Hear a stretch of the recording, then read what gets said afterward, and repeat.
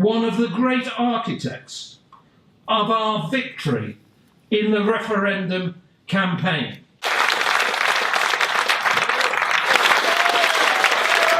Thank you very much for this rousing introduction. And can I just make a couple of remarks? First of all, don't worry about the time. I remember when we were negotiating under the British presidency, something to do with Turkey, and the deadline in Brussels was midnight.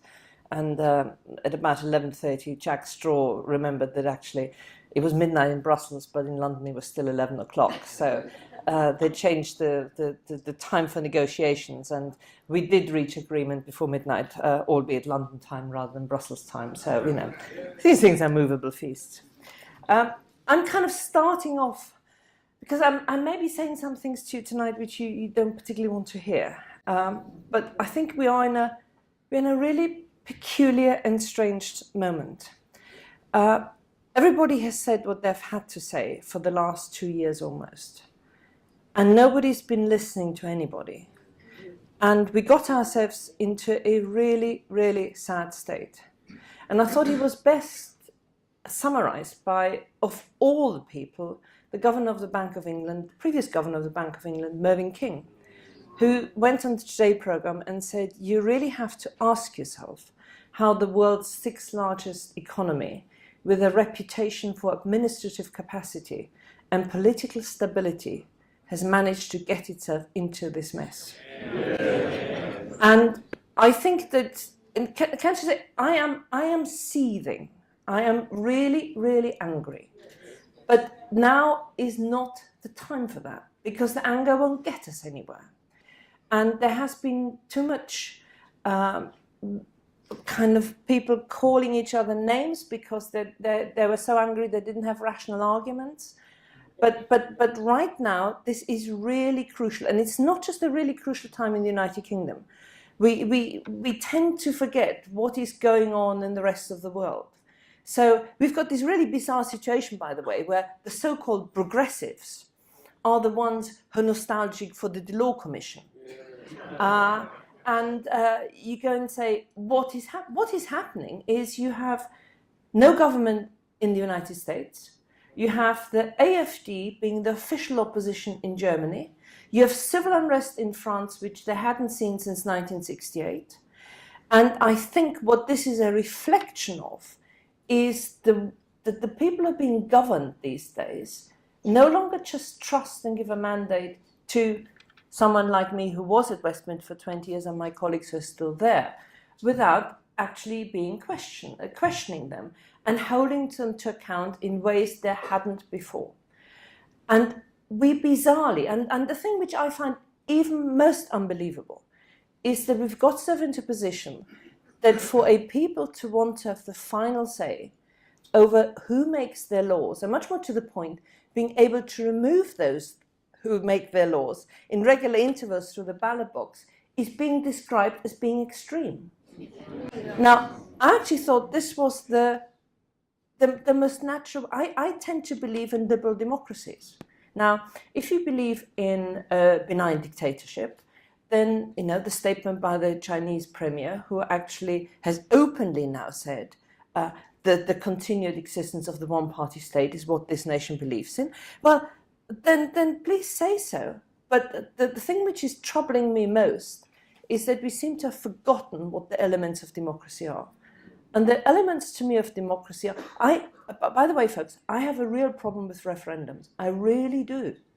I think we should have had one in 2005 on the Lisbon Treaty. You know, there was a clear thing of, here is A, here is B. You make a choice, and I can tell you exactly what the consequences are. And when David Cameron chose to call the referendum, my initial reaction was, I said, I'm not going to get involved. I'm really not going to get involved. And of all the people, it was David Owen, an old friend of my late husband, who kind of took me aside and said, the country's about to make one of the most significant decisions in a generation. The Prime Minister says, you have a once-in-a-generation opportunity to decide. I will do whatever you tell us to do. He said, you're an MP. You can't just go home and say, you know, I'm doing the washing. That's not what you're drawing your salary check for. And that's why we ended up with vote leave, because we thought it was really important that we brought together the various strands, because I think the referendum was and always has been cross-party. And the fact that we kind of tried to drive it back into party politics is completely wrong. I just give you one piece of statistics. Of the 1.6 million people in Scotland who voted for the SNP, 400,000 of them voted to leave the European Union. So even in what is often seen as that Scotland being this great bastion of Remainers, no, there you've got the tensions. And we kind of didn't manage to address that. So during the campaign, and I just want to say something to all the women in this room, haven't you found extraordinary that politics is only done by men? I mean, there was should I ever get round to writing my biography, which I don't think I can bring myself to, but I think it's probably going to be called #and someone else. It's when Douglas Carswell, I can't remember, what did Douglas do? Did he leave the Tories or did he join the Tories again? Or Douglas did something which made there was a photo in his local paper, and it had the back of the bus with Boris Johnson, Douglas Carswell and me. And the caption in the newspaper, I kid you not, was Douglas Carswell, Boris Johnson and someone else.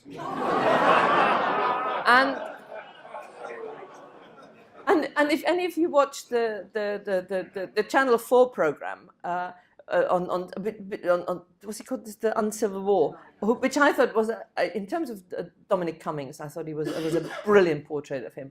But the only woman had any role was his wife when she was pregnant. So he had the opportunity to read a book on parenting.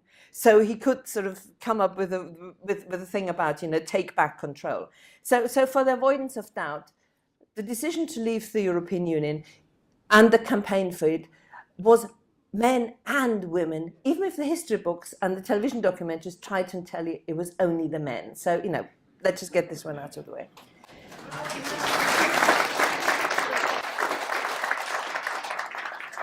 But that takes me now to where do we go from here?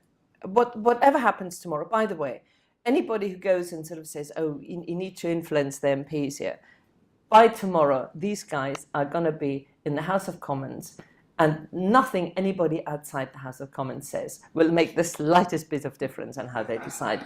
Because if you're kind of in that thing, but we have to look beyond, and we have to start thinking about what is the problem. So my starter, and it's a very serious point, is don't blame Michel Barnier or the European Commission. From their point of view, they have done their job.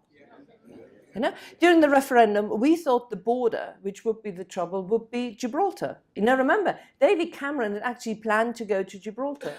They clearly identified that the psychological and practical weak spot was the Irish border. Theresa May did not have to agree to the sequence of negotiations and the existence of the backstop.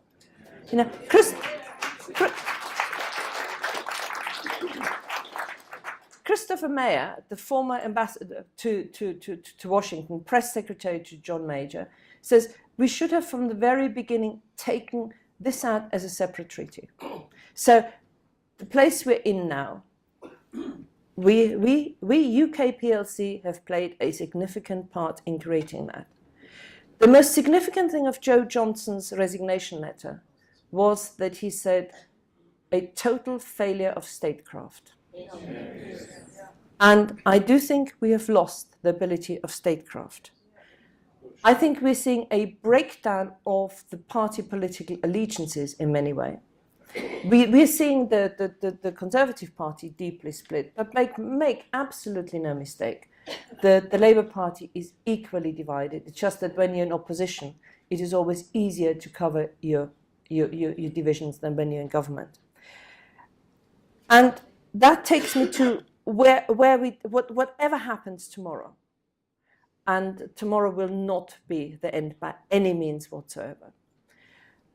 But if you, as I do, believe in that it is liberal democracies which create economic prosperity, not the other way around, not that you create economic prosperity and then, you can have democracy as the nice add-on to have. If you believe that votes not only have to matter, but they have to be seen to matter, that it's not just our cities, but our towns, it is not just the southeast, but it's the entire country, that if you believe in the integrity of the United Kingdom as a United Kingdom, then I think we have to honour the outcome of this referendum result.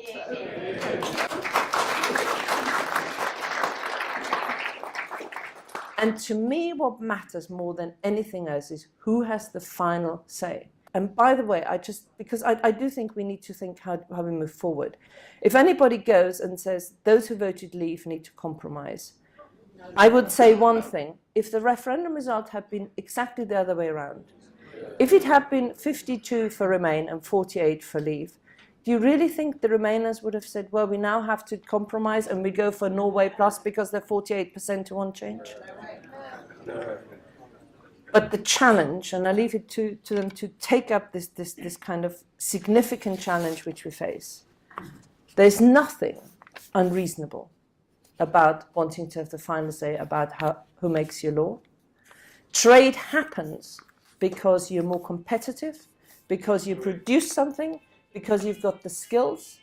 And what this referendum should have been, and we still need to have to turn into that, is a significant chance of renewal, of a national renewal of our democracy, of our nation, because the problems we face are being faced all over the world. And if we want democracy to prevail, if you don't want it to be seen in 100 years' time as this odd blip of several hundred years because Russia and China are prospering and they're not turning into democracies. And to me, I still think in 50 years' time, it will be seen as more peculiar or surprising that the United Kingdom decided to join the common market in 1973 than that it decided to leave in 2016.